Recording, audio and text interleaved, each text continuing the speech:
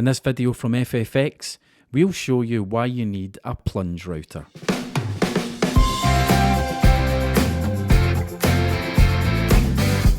A plunge router is the perfect tool for many applications, such as fluting, mortises, grooves, rebates and insets.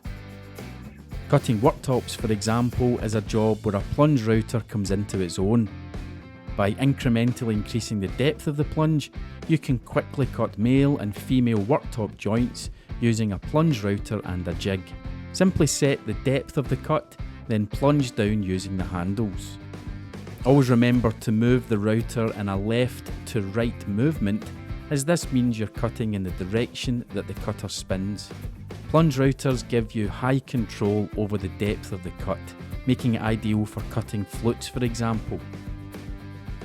Always make sure you choose the correct cutter for the application and follow the manufacturer's guidelines for fitting the cutter.